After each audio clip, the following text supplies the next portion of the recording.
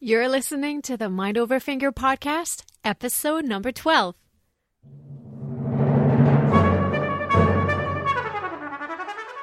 Welcome to the Mind Over Finger podcast, discussions on mindful music making, efficient practice, and building a purposeful career. And now, your host, Dr. Renee Paul Gauthier.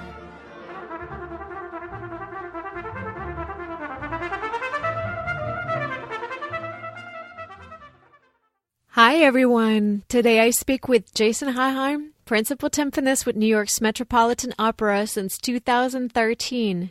We discuss his fascinating journey going from working full-time as an engineer to holding one of the most coveted positions in the world.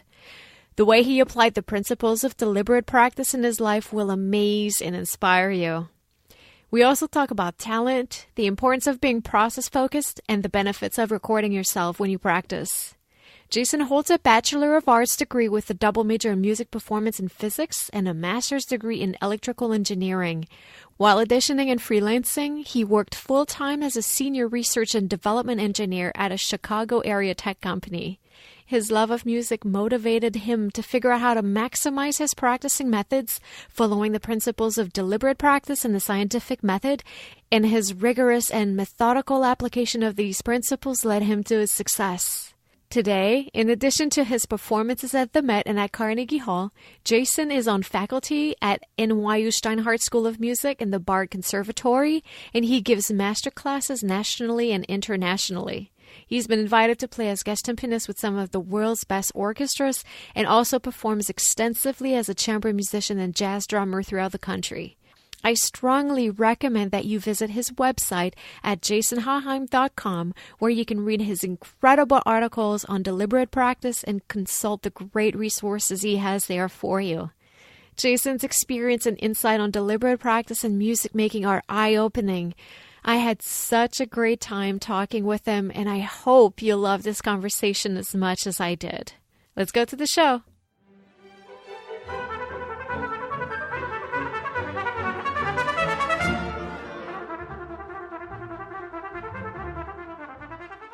Jason Haaheim, it's really great to have you on the show. It's great to be here. Thank you for having me. I first heard about you from a blog post that you published in April of 2017 about your process to secure your position with the Met. And I was immediately drawn in because, well, first of all, your writing style is highly engaging. And by the way, anyone listening to this, you need to visit Jason's website after you're done with the episode. He's got tons of awesome articles that are full of great info, really funny, and he also has really great resources on the website. So head out to jasonhaaheim.com, and I'll put a link in the show notes. But anyway, back on topic. I was really intrigued because in the article that I was just mentioning, you were describing the effects of a topic that I am extremely passionate about, deliberate practice. And, you know, it's like you and I belong to the same deliberate practice church. And I'm evangelists. Exactly.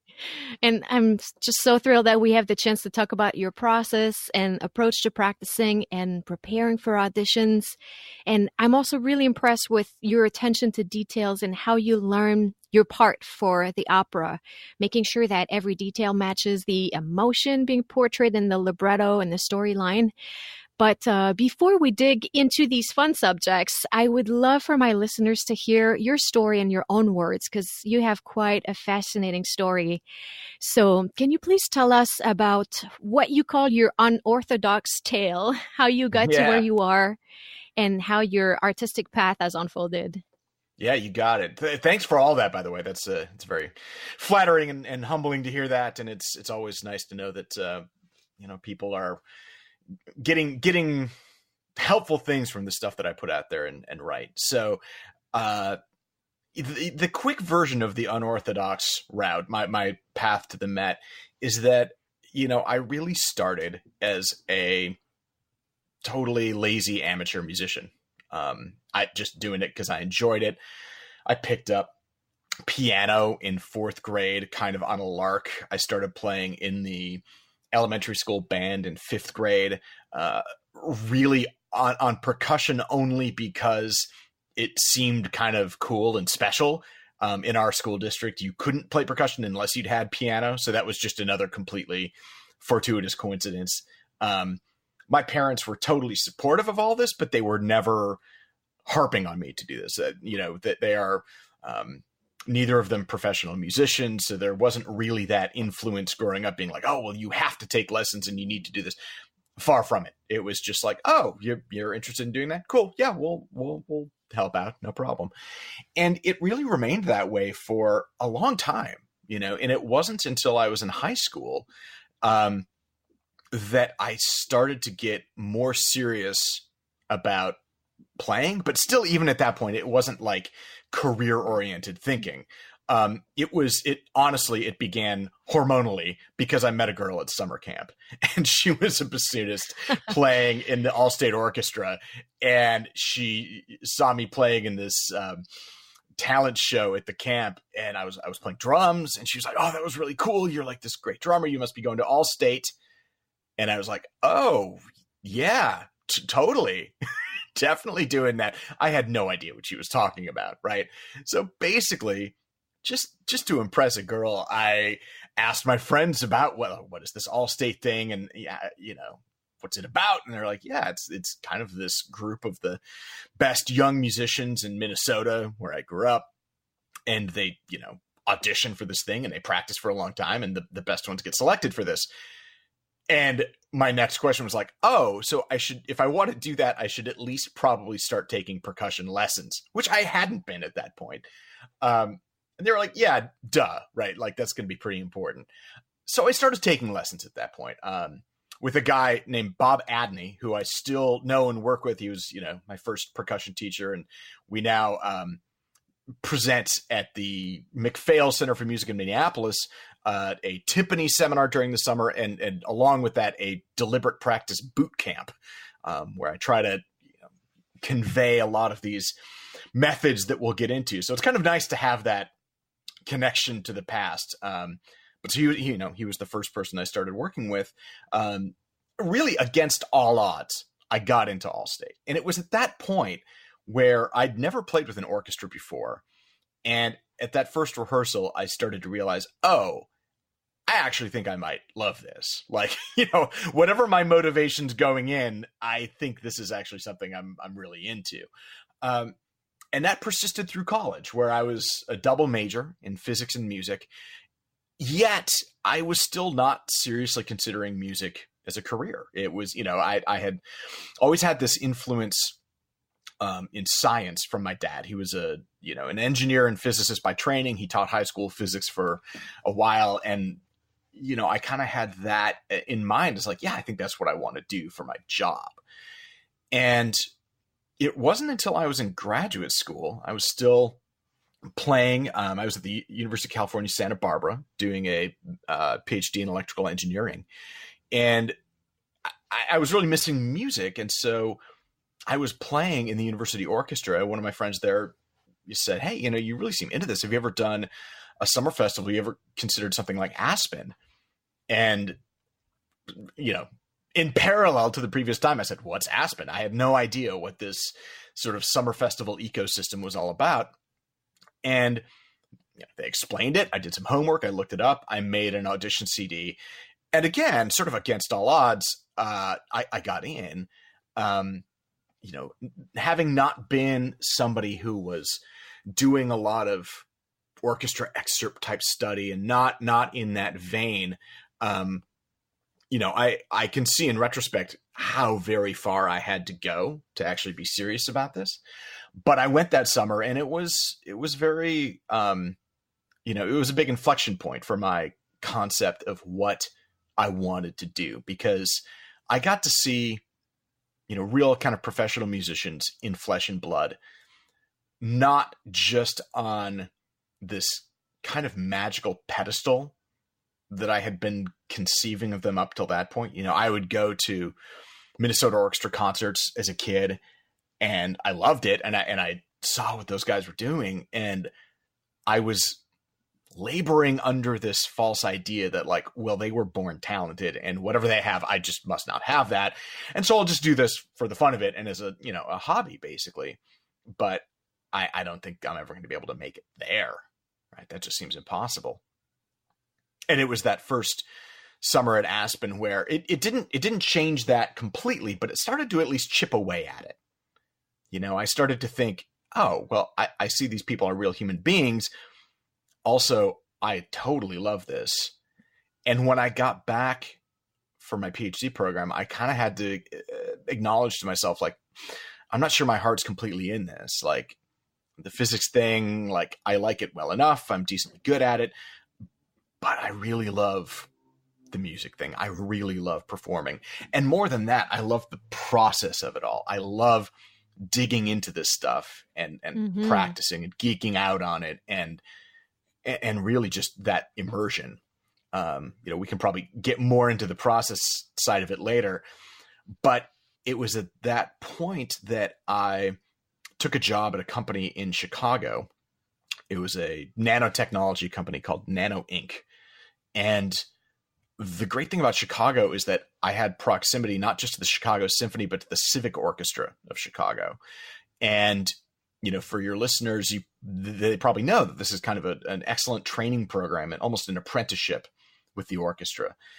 And, you know, I set one of my goals to get into that, and I eventually did.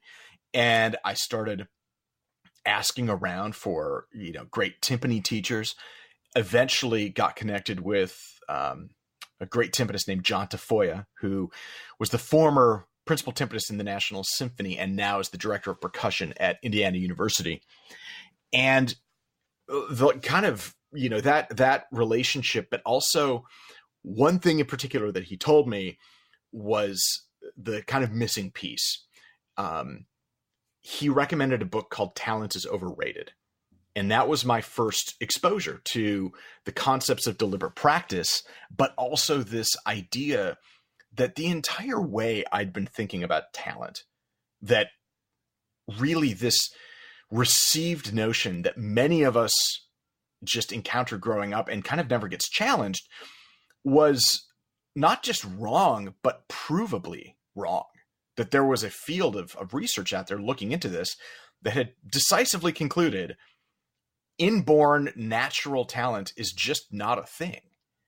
Or to the extent that there are, you know, variations in the way young people pick things up, it really bears no correlation ultimately with the people that have the best odds of success in the long run. What instead matters is this thing called deliberate practice. The way you practice, how you design it, the way you go about it smartly, working hard for a long time, and that is this real key to doing this.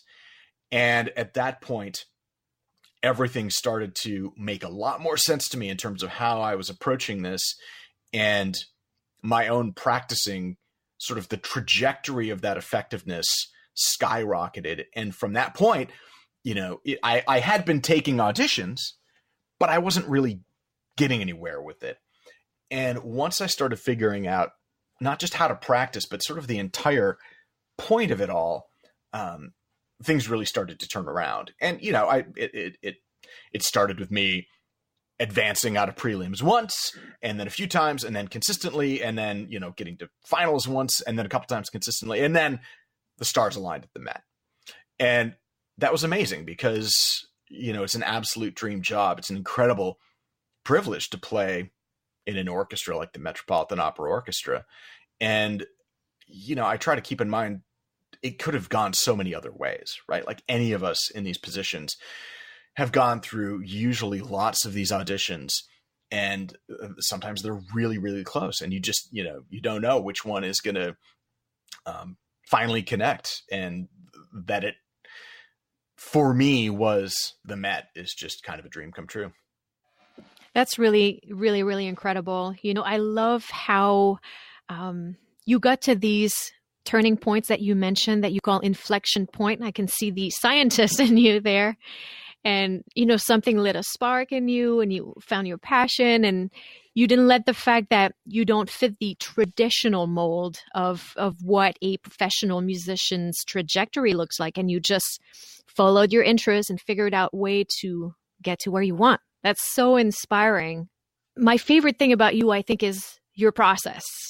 And as someone who studied the work of Anders Ericsson for her doctoral dissertation and tries to apply those principles in her playing and teaching, I feel like you're really an amazing example of how powerful these principles of deliberate practice and the scientific method can be when they're applied to musical practice. I love how in one of your blog posts, this trajectory that you mentioned is just really what it's all about. And it's so important for so many of us to hear about this. It looks like you took those principles and ran with them in the way that is so, as I said, inspiring and rarely done to this extent. Can you please unwrap deliberate practice for us? Sorry, I know it's kind of a big question. It is. Yeah, we could go for like 16 hours on that, the length of the entire ring cycle or something. But yeah, I can try to kind of get it in a nutshell. I mean, in a way, maybe the place to start is that there's this question I get a lot, which is sort of like, oh, do you miss science or like, these two really distinctly different parts of your work or your output, your personality, the right, left half of your brain, all of that. It's interesting because it frames it as this dichotomy when in fact, to me, it has always felt much more sort of cross-influential and supportive. In a way, the easiest way to describe deliberate practice is kind of what you said already. It is the scientific method applied to refining the crafts on our instruments. And a lot of people, I think, hear that kind of thing and they're like, whoa, wait a minute, hold on. I mean, come on, science boy, we're artists here. This is all about emotion and passion and art and all this stuff. And I hasten to add, yes, that's absolutely true. It is all ultimately about the expressivity, the artistic aspect of it, musicianship, all of these things. But at some point we have to ask ourselves, like, what is this ultimately based on? Like, we study fundamentals for a reason, not just because our teachers tell us we have to, not just because, people like it when we play in tune, but because, for my way of thinking about this, our artistic expression is going to be more effective the better our fundamentals are. I think about an analogy to visual art where, if you're a sketch artist or something, you want to draw a compelling picture for people. But if you can't even draw a straight line or a nice curve, like, good luck doing that, right? And so if you think about like how we go about refining the craft, this grueling, arduous, incremental process, it kind of makes sense then that, oh, well, we should be fairly scientific about this. And that if the scientific method is basically coming up with a hypothesis to explain something, gathering data, getting feedback, checking it, and then seeing if it worked out, well, my goodness, like that's what we do when we practice. We've got a piece we need to play. We've got an excerpt we need to play in an audition. Maybe we're doing a concerto, something like that. And we need to get better at doing it. And we've got a set of problems we need to solve. And there's going to be ways to solve those problems and ways to improve our playing that are more effective or less effective. And the way we go about it is we practice and we test, ideally by recording ourselves, playing for other people, seeing if the intention of our musicality is really getting through. And then that's the feedback back part. That's the sort of analyzing the data. And if we're being effective at that, then yeah, we're being musical, and you keep the feedback loop going, and that's the process. That's the trajectory. There are lots of attributes of deliberate practice that go into that. And I've been sort of cataloging those on my website through my blog, and I continue to do that. I plan to write a lot more about it.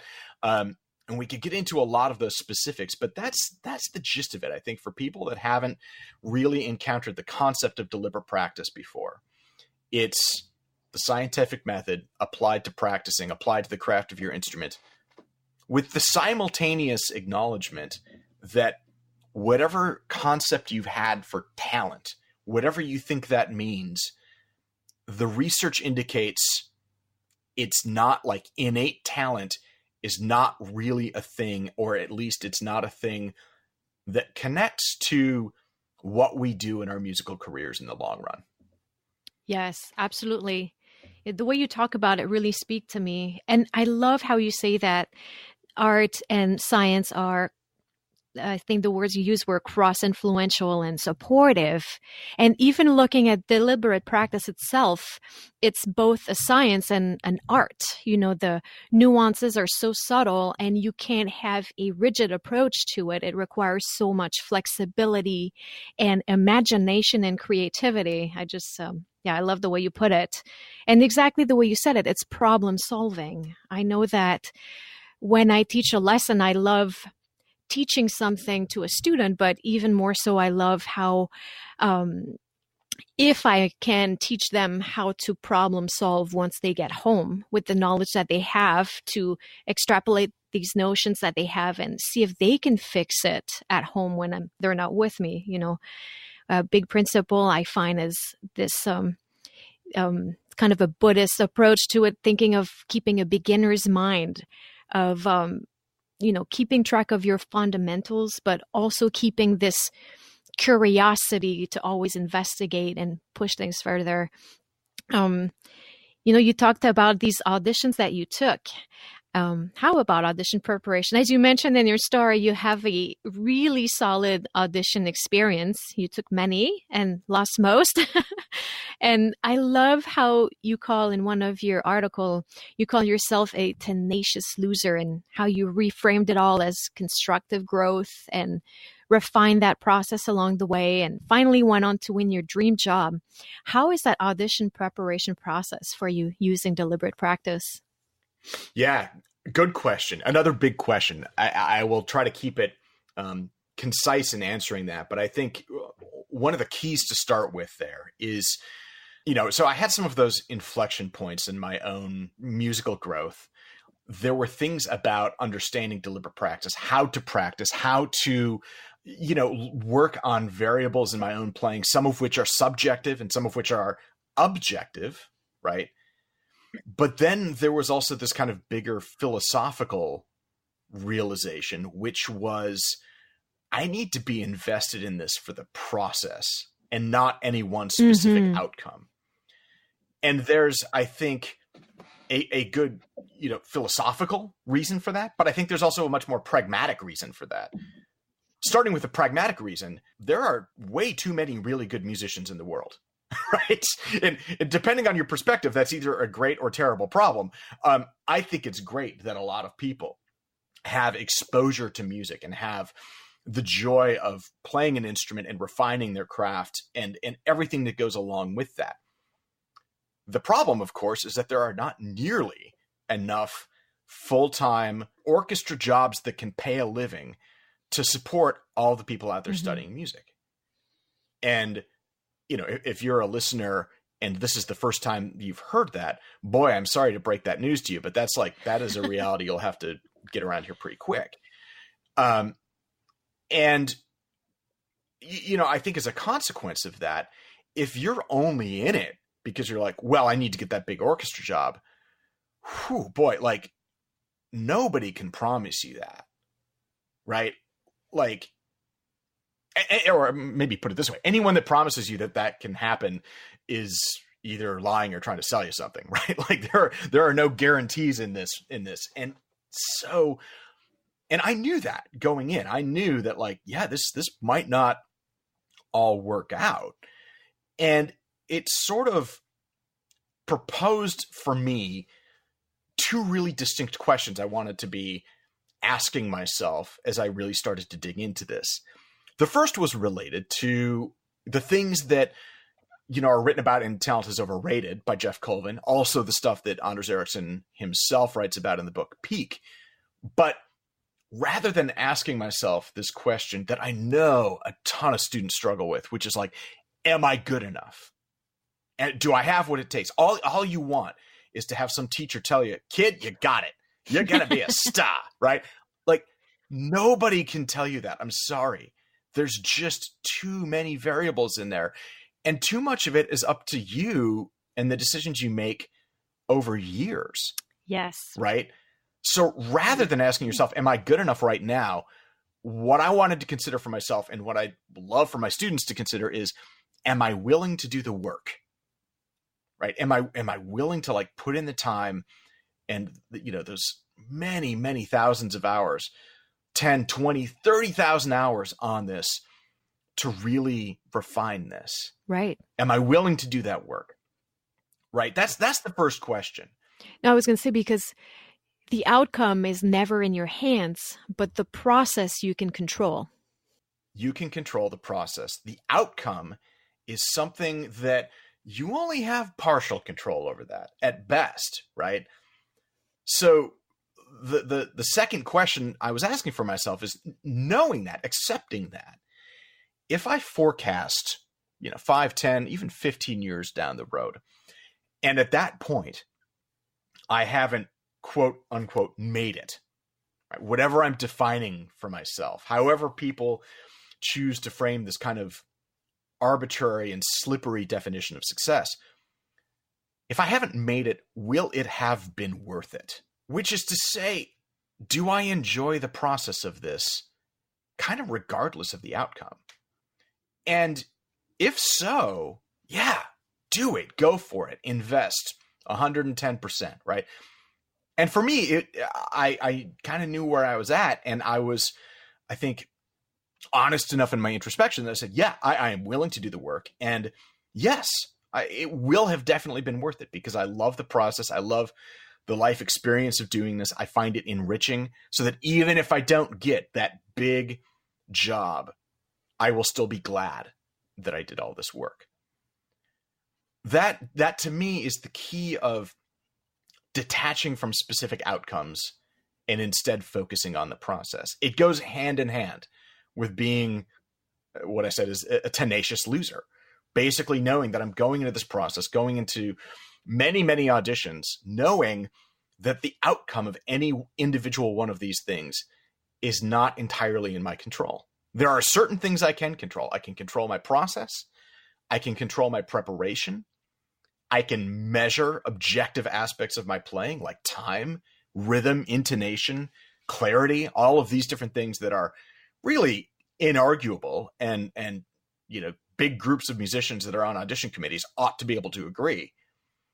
But then there's the subjective things. Then there are the aspects of real musicality, phrasing and tone and style and energy and personality, and all of these other things that ultimately matter the most for winning the job. But that, going in, you cannot read the minds of the people on the committee. You don't know exactly what they're expecting. And more specifically, that can be changing from day to day, right? Like the composition of orchestra audition committees can be different on different days of prelims, semis, and even finals sometimes. And, you really have to kind of go in. Sometimes I think of the analogy on some of these cooking shows where, you're given the chance to make the dish that you're best at, right? And you do everything you can, you put everything you can into it. You have your version of what you like and what you think is the best, and then you present it to people. And they might like it or they might not. And if they don't like it, that's not an indictment of you as a person. That's not, invalidating your musicianship. It's just saying, hey, you know what? You played that Tchaikovsky timpani part like really big and kind of a huge sound and articulate or something like that. And, here at this orchestra, we take a more laid back approach. Our Tchaikovsky is, more suave or something like that. Okay, cool. You can't know that in advance. And you can really drive yourself crazy going in circles, kind of chasing your tail to try and game that out. And it still stems from basically having this attachment to an outcome that is just not entirely in your control.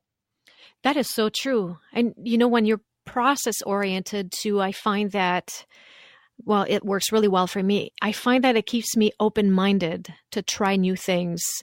It helps me see solution. When I really focus on the process, the level of enjoyment I get is not negligible. And I find that it really helps me actually progress faster and get to my goals a little more quickly. Yeah, and just to add like a tag comment on that, I mean, I think in the long run, sort of back to the bigger philosophy aspect of this, I think the problem with attaching to an outcome is that then, assume you're among the lucky few for whom that outcome is favorable, right? You win the job. Whoa. Oh my God. Okay, great. Well, okay, now what? Right? Mm-hmm. I think there's this also this phenomenon that gets documented with Olympic athletes a lot of the time where, they'll be going after this goal and they'll get the gold medal at the Olympics. And then they enter this kind of depressive state where they're like, okay, well, now what do I do? I did that. What's next? And it illustrates in a way, I think the danger of having a non-process based way of thinking about this, because for me, the extension into a performing career was just, great. Mm-hmm. My process continues. My process was, I am sort of maniacally invested in getting better at timpani. And and knowing that if I invest in this and I do this for long enough, good things will come about as a byproduct of that investment in the process. I don't know exactly what they're going to be. I don't know where I'm going to land. I can be reasonably confident that if I do this and I do it consistently, I'll have playing opportunities. I can earn a living somehow through a combination of teaching and freelancing and doing all that. And I was, when I was living in Chicago, I was doing that. I was happy with this combination of things. Then, as a byproduct of my process, this kind of biggest possible job went my way. And it was a thrill. But now that I've been on the job, this is my 6th season, I can tell you that the process, it never ends, right? Like you never get to stop thinking about getting better. The moment you stop, that's when like artistic death sets in, right? Right. It's not like he won the audition and lived happily ever after. Yeah, that's not a thing. That's not real life. To me, the whole project of this is that I get to continue thinking about the process and how to refine it and how to get better. That for me, teaching is yet another tool I have to reflect back on my own process. A lot of teachers will talk about that. How once you have to turn around and start trying to explain the way you've done things, you have to ask more questions about yourself, and that almost always makes you better and more effective at what you were doing originally. I absolutely believe that. And so, the process is never ending. There is no point at which you say, okay, you're done. Like, I'm done, made it. I'm at the top of the mountain. I can just stop practicing now. Like that's just completely not the way this world works. And so for me, it was basically a really natural extension to think I've got this process I've dedicated to, and now just it's going to have a slightly different form that it takes, because it's not focused on audition preparation, but rather performance preparation and ensemble playing. But it's still basically the same DNA for all of it. Yes. And, I would really love to hear about that preparation for repertoire. But if we go back to the audition process, would you mind breaking that down a little bit for us, what that process is for you, in what practical steps, you get the audition list, what next? How did you proceed? Because I have read some really interesting articles and listened to a few podcasts that you were on, and I just loved hearing about how you went about to prepare for these auditions. Yeah, the audition preparation process is for me, was a complete outgrowth of thinking about deliberate practice and how you apply it to this thing, right? And again, just to be clear, when we were talking about deliberate practice at the beginning, that it's the scientific method applied to refining the craft.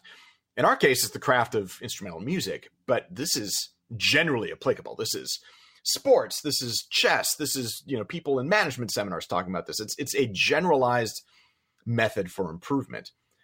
And some of the attributes of it are that your practice sessions are specifically designed to improve your performance. That sounds like kind of, yeah, duh, of course that's going to be that way. But it's amazing to me how many people will kind of like show up in the practice room and be like, oh, okay. And you're like, what do I feel like working on today? Like not having a plan.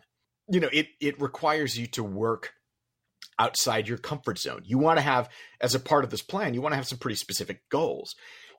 You need to be constantly incorporating feedback loops, which can take lots of different forms. For me, self-recording was a hugely important thing. Mock auditions are another big one. This all works best when it's coached by a really good teacher, or teachers in my case. Both for specific things about your instrument and how you're playing and some musical concepts, but also really just for the design of your practice process itself. Like you were mentioning, giving people the tools to do as much as possible on their own, really being their own teacher.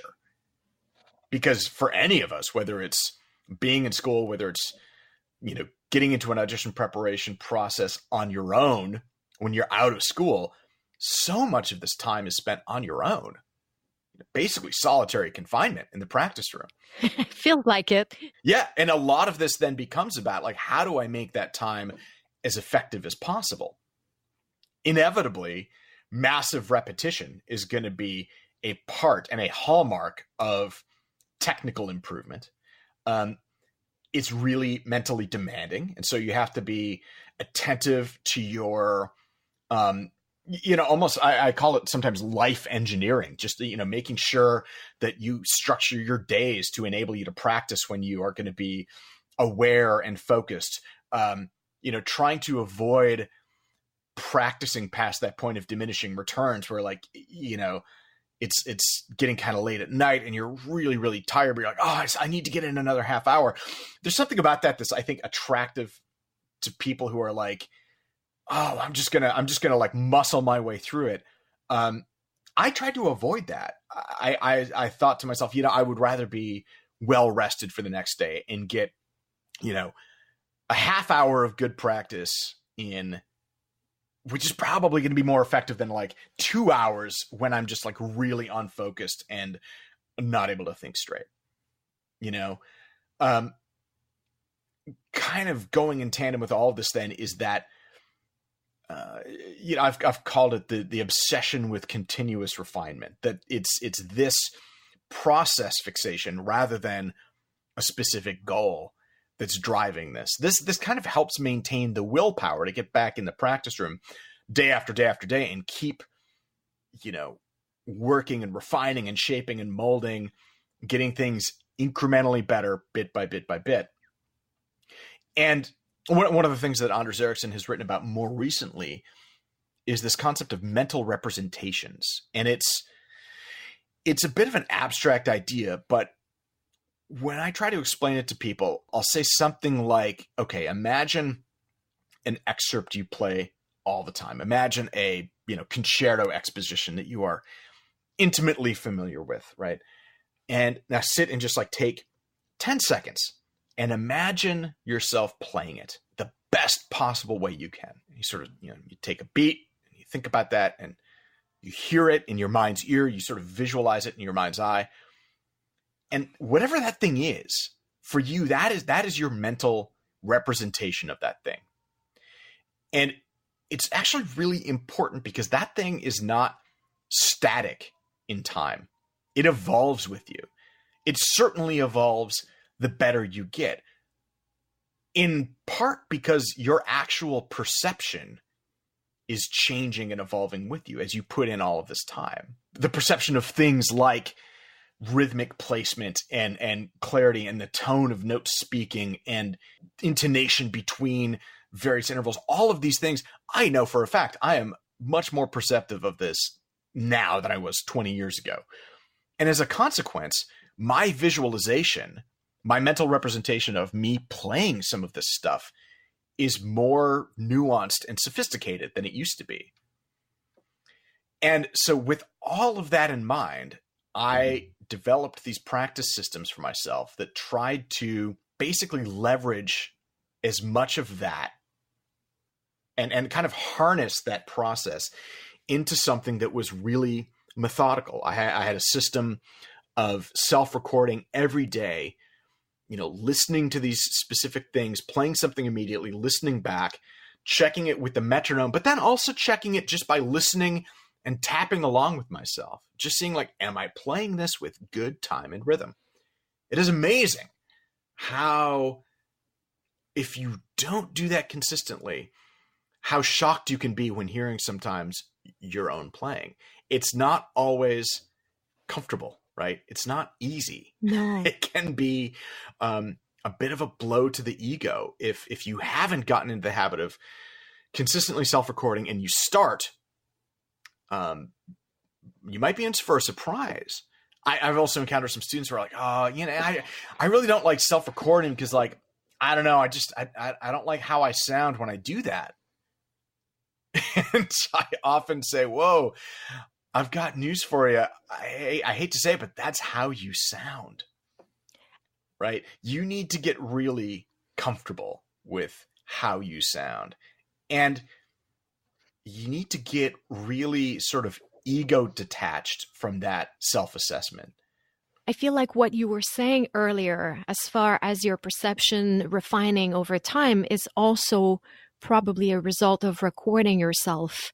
And also, I find for myself that recording myself changes how I listen to myself in real time. It really is oral training. When you're recording to yourself, then you play again and you are listening as if with different ears. You're less focused on the physical motions, and your ears are more guided towards the sound that you're projecting, as opposed to being really distracted by the action that you're doing at the moment, if that makes sense.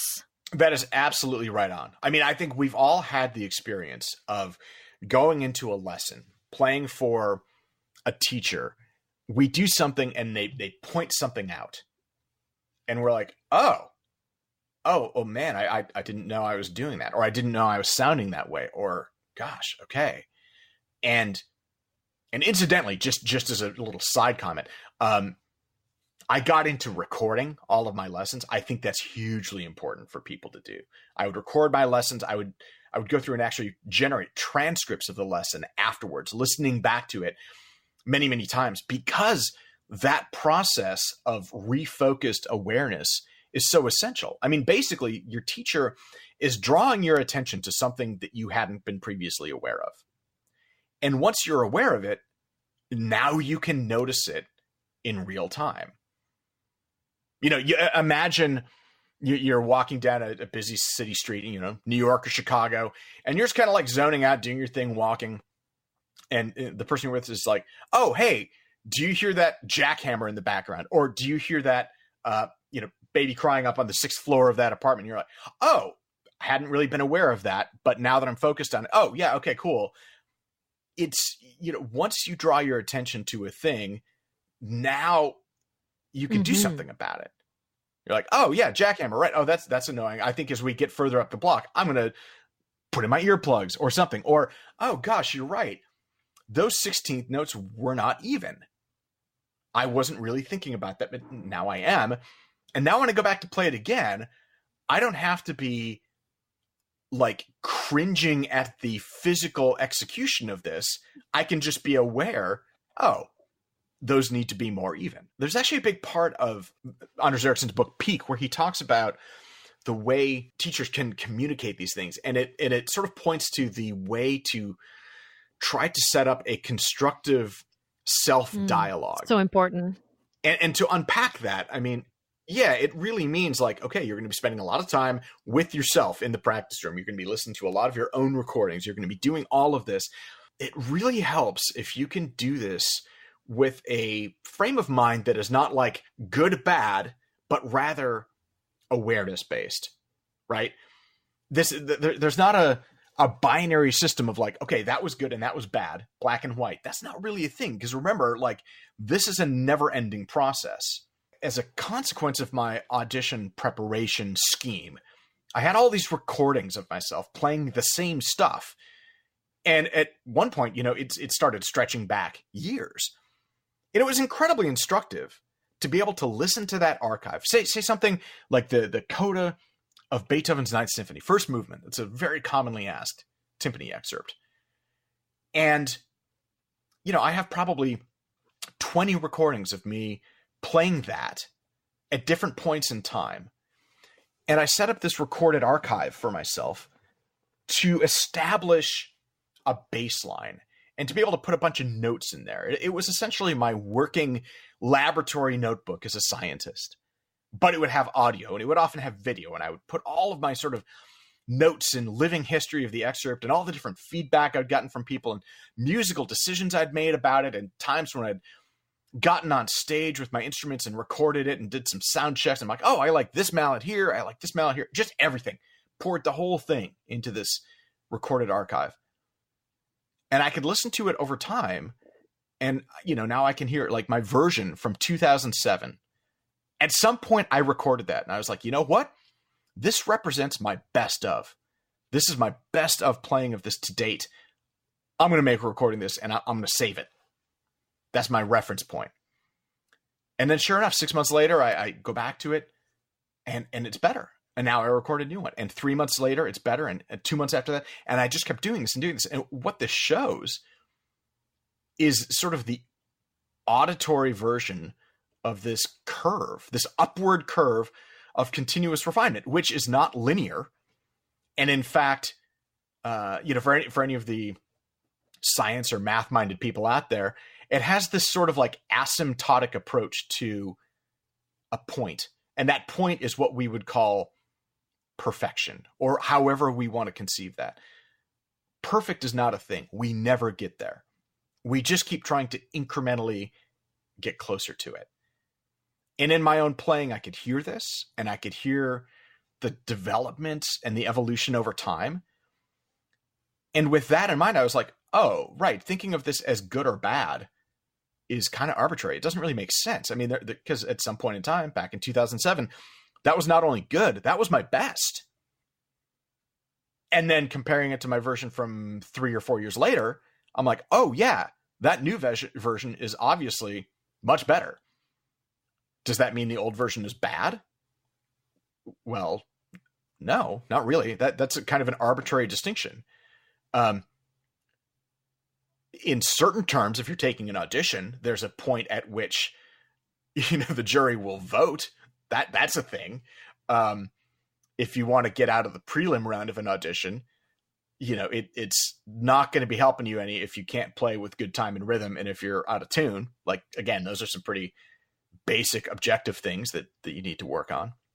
But getting back to this idea of like a healthy dialogue with yourself, framing it less in terms of good and bad and more in terms of awareness was another really important thing for me. And it kept it from getting to that place that I think can happen with some people where it becomes this really self-shredding, negative, kind of psychologically destructive cycle. And you can start to develop this really painful or sort of unhealthy relationship with the instrument. And I really wanted to avoid that. And the focused awareness, framing things in terms of, let me be aware of this, let me try to make this better, but not, that's good, that's terrible, that's bad. That was pretty important for me. Thank you so much for sharing this. If I can take you now, actually, back to what you mentioned a little bit earlier, because I heard and read about your method for learning repertoire for the opera. And I love how you make this such a, if I may call it this, a holistic evolution. Can you describe this process a little bit for the listeners? So I think you're referring to this one blog post where I was talking about how I Love You should sound different from Now You Die, right? Is that the one you're referring to? Yes. And I was listening to many of your interviews, and I just love how you really take the time to understand what's happening in the story, and you develop that interpretation. For so many people, I think it's so easy to take on the score and learn the notes and play the crescendo where the crescendo is. But I find that your approach to understanding what's behind this crescendo. Why is it there? How does it fit the action on stage? That just brings things to a way more elevated level and really helps heighten the dramatic or comedic, aspect of the story. Yeah. Oh, totally. I mean, I think what's kind of interesting about this to me is that in a way, opera timpani is a really extreme example of this. But I think it only serves to illustrate how you can kind of work backwards from that to understand that, like, oh yeah, of course, this is like an essential element of all music performance because it's all ultimately about communication. Mm-hmm. I sometimes tell people, like, when we're playing, like, everybody to some extent will, I think, experience performance anxiety, and that is a thing that's a huge can of worms. We don't necessarily have to get into that, but I sometimes try to remind myself and remind other people, like, this is not life or death. We're just vibrating air at people. We're just vibrating air at people so that they can feel a thing. That's our job. Like, when you reduce it to its most basic terms, we vibrate air at people, they feel a thing. Yes. So if we're trying to make them feel a thing, like, yes, the aspect of emotive communication is just inherent. It's absolutely fundamental to what we do. And the thing is that opera makes it much more obvious in some ways, right? Which is not to say that there's no emotional communication happening in Brahms. Of course there is. Oh my God, yes. But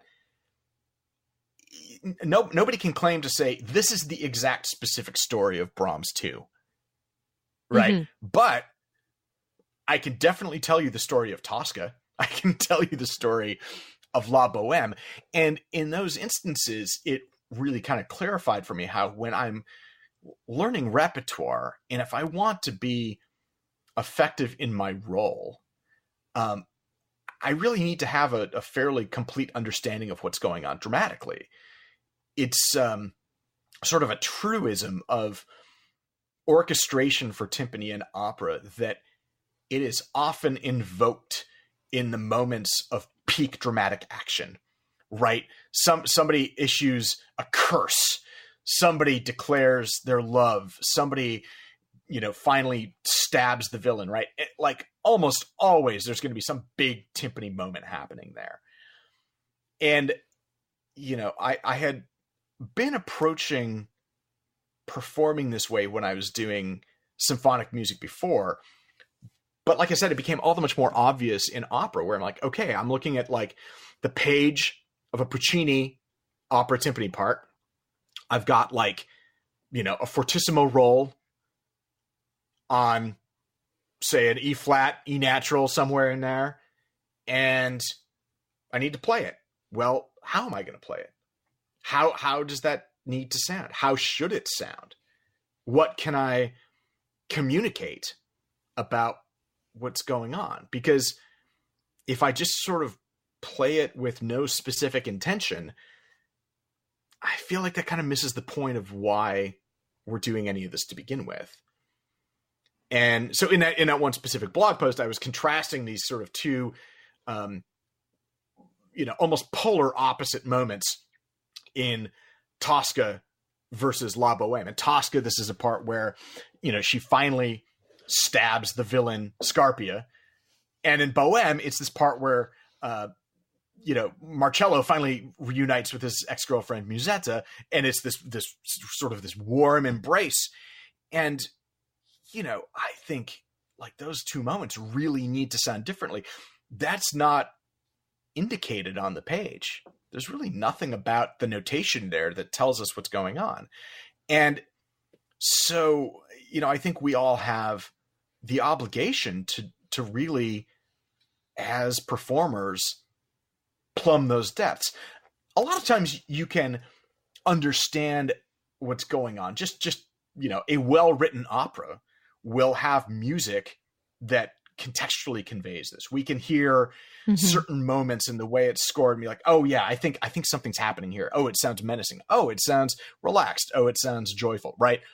But yeah, definitely the story and the drama, the libretto give us these extra tools to really refine and understand what's going on there. And then, like I said, ultimately vibrate that air at people so they can feel the thing. Yes, this is so true. And thank you so much for saying it. For me, that's what real artistry is about. So I'm really glad we talked about that, because it's so easy. I play the violin. It's easy to play violin. I mean, no, it's not easy to play the violin, but what am I playing? Am I playing a passage with 16th notes on the violin, on this instrument, or am I trying to play music here? So I think that's what you're showing with this story. And that's why I wanted to talk to you about it, because when you approach it with this intention and you go above and beyond the notes and understand this, the intention of the music, this is really when artistry happens. So thank you so much. This is really incredible, valuable information you're giving us today. Oh, cool. I'm glad. And I mean, just to, I guess to tie it back quickly to one of the other things we were talking about, it's, the example I'm talking about is for, performing these operas at the Met. But ultimately, in auditioning, this is really where it's at. I think the biggest compliment you can get having played an audition is from somebody who says, like the way you played that, I really heard the orchestra. I really could hear the rest of the parts going on. Mm-hmm. And to me, that what that means is that you have committed a level of, refinement to that and made all of these musical decisions with some, thought and intelligence and musical understanding and stylistic understanding and dramatic contextual understanding. That's what enables people to hear that.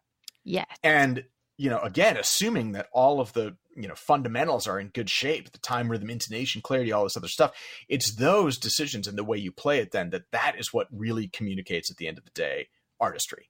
Like you said, that's the most important thing. And that's what, really audition committees are listening for.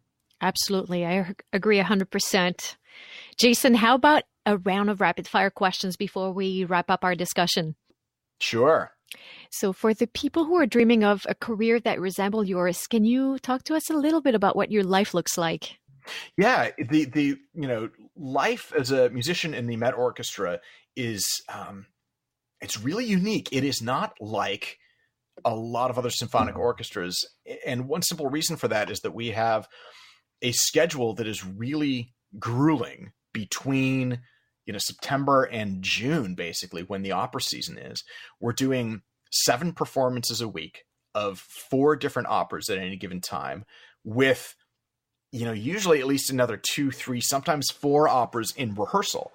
And so it's not unusual that, on my plate in any given week, I can have 2 to 3 different operas that I'm playing and another 2 to 3 that I'm rehearsing. And just that amount of musical material to keep straight in my head, it's exhausting. And it's I guess by contrast, a lot of symphonic orchestra programs are sort of more linear. You have, all right, this week we're doing Mahler and a Beethoven concerto and the Rossini overture, and that's all we're focusing on this week. We have this much more sort of schizophrenic existence where it's Bellini in the morning, Strauss at night, Wagner the next morning, and Puccini the next evening, and you're just sort of like going through all of it. The other consequence of that is because we're doing all of these shows, we have essentially a double orchestra, and we will be alternating and kind of rotating in and out on a lot of these things. And so no one week looks like the next. I may have a week where I have rehearsals every morning and then, 3 evening shows during the week and playing a Saturday matinee. The next week, it might be 2 different rehearsals and then all of the, performances clustered at the end of the week, or vice versa. And so it's sort of the feeling of constantly being in flux, both with time and with all of the different material you're learning and for which you need to be responsible. I guess related to that is that, as instrumental musicians, we get primarily exposed to symphonic music when we're training, when we're in school, when we're growing up. I certainly did not have deep exposure to opera before the Met. And part of that is that there are just fewer opera companies out there. So the performing opportunities we have as musicians, most of the time, if we're doing something freelance, it's going to be in a symphonic orchestra. Well, that means that basically everybody that gets a job with the Met Orchestra is learning a lot of this repertoire for the very first time. And it's pretty crazy when you think about it, because, imagine somebody winning a job in the Chicago Symphony, but they have never once played any of the Brahms symphonies, Beethoven, Mahler, Sibelius, Dvorak, Tchaikovsky, any of this stuff, right? And then they win the job, and in that next season, they're doing all of them. They're doing the entire Beethoven symphony cycle, all 9 Mahler symphonies, all the Sibelius symphonies, all this stuff, right? It's an incredible amount of new repertoire to learn all at once. And so it's going to be a long summer. Oh, man, absolutely. And the first, this is a pretty universal experience for anyone that joins our orchestra. The first couple years are just super intense because you have all of this new stuff to learn really quickly and get to a level where you can perform it confidently with this great orchestra. And that is tough. It is stressful. I now at the point of my 6th season, it's really, I like now coming back to a lot of this repertoire that I have played, because I feel like, just like I was talking about before, the process never ends. I've played Bohème probably 40 times. I'd still like my 41st to be a little better. And every time I'm sitting there being like, okay, like that was pretty good, but I could do this other thing like a little more effectively, I think. Let me work on that for next time. That's sort of a taste of life at the Met. How about a performance that stayed with you throughout the years? That's always tough. I'll tell you what, I'll pick a couple. I'll say last season we did Wagner's opera Parsifal with our new music director, Yannick Nezet-Sagan. That was basically transcendental. It's just absolutely astonishing music. The cast was incredible. It's a great production. He's phenomenal to work with as a music director and just as a conductor on the podium. I knew as we were doing it that like, okay, yeah, this is going to be like a life highlight. I'm going to remember this for a long time. Another one of those actually happened for me when I was in the Civic Orchestra in Chicago. We did Shostakovich's 11th Symphony, and it's a huge timpani part. The orchestra was sounding particularly great that year. I had a bunch of family and friends that came to the concert. It was just incredibly exciting. It's a kind of profound, amazing symphony, and that one has definitely stuck with me too. That sounds great, and what a great piece too. What skills do you think young musicians studying today should acquire in addition to learning to play their instruments? I think I will probably say a similar thing that listeners will have heard from a lot of people, which is, having a well-rounded skill set is just essential for navigating a rapidly changing world. Excellent communication skills. It's a trope at this point. It's such a tired thing for people to say, but it's true. Just being able to craft a good email, being a good writer, like that is never going to go away as an important skill. And these days having a certain degree of tech savvy, knowing your way around the laptop and the apps and the different, programs and everything. Just there's so much that as musicians now we can do to leverage technology to our benefit in this process of deliberate practice, right? Self-recording and video and these kinds of archives that I constructed for myself. It's not difficult. None of this you need a computer science degree for or anything, far from it. But just having a basic facility there is going to let you take advantage of these tools. I often think about like, can you imagine like our teachers or even their teachers, like the generations back in the 70s and 80s that could look at what we have now in terms of a website, IMSLP, that has basically all of the parts and scores for everything digitized. You have YouTube, MP3s, you have Spotify, all of the recordings, and you have the ability to record yourself with high quality microphones, good gear, with a device that costs like $250 and digital storage space that is essentially free at this point. I mean, terabytes worth of storage that will cost, dollars a month. I think about like some of the icons from the, timpani and percussion world back in the 60s. They would just, God, they would kill for this technology. How you can leverage that to be able to learn and grow and evolve your own playing. And, having a basic facility with those kinds of things, I think, is really essential, just, in general life, but also specifically as practicing musicians. I've thought about this too. And I think that these teachers would say probably two things. First of all, how do you find time to practice? And second of all, why don't you sound better? Well, it's funny. I was compelled to write a specific blog post about that exact thing because this technology, of course, can be a double-edged sword. I always tell my students, like, make sure, like, your phone can be a great tool. You can have a tuner on there, a metronome. You can have all this other stuff, but put it in airplane mode when you're practicing, because it is just impossible to focus and remain concentrating on what you're doing in the practice room. If you are getting texts and calls and status update alerts and all this other stuff, you're done. You're not actually getting anything productive done at that point. Jason, do you have a favorite book that you would recommend to our listeners? Well, I've already mentioned two, and I'll just reiterate them. The first one, the one that John Tafoya recommended for me, was Talent is Overrated by an author named Jeffrey Colvin. And he's one of those writers that was sort of popularizing research that he was coming across at the time. And a lot of that was the research of Anders Ericsson. And then Ericsson himself, back in 2016, wrote his book, Peak, which has a lot of the same concepts and then goes into even more depth and sophistication on it. Those are the two books I tell my students to read, and they're all the time. They're sitting on my shelf right next to my head right now. So I totally agree with your pick. What's the best advice you've ever received that you would like to pass on? Well, that's interesting. When I think about, again, that inflection point was when, my teacher, John Tafoya, said, check out this book. I think it would really resonate with you. Like the way you work, kind of your science brain in this, I think it could really latch onto that. That was huge. I mean, there's, of course, lots of great musical advice and things about, our careers that our teachers pass down to us. But that one recommendation radically changed my thinking about all of this. And, not just the philosophy I was going about this with, but really the mechanisms of how I was practicing.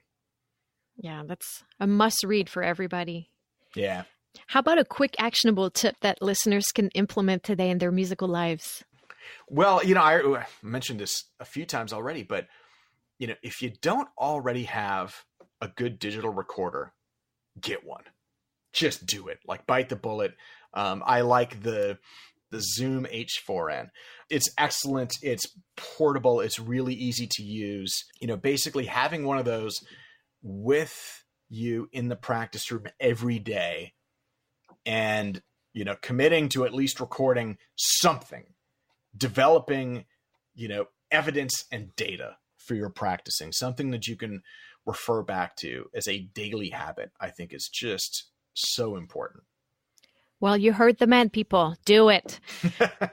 Jason, I can't thank you enough for this gift of your time and insight. And I hope that everyone listening goes to your website right now, read all of your articles. I think that if you're serious about music making, you need to read all of Jason's article. And again, I truly appreciate you being here today. Oh, thank you so much. This was a real pleasure.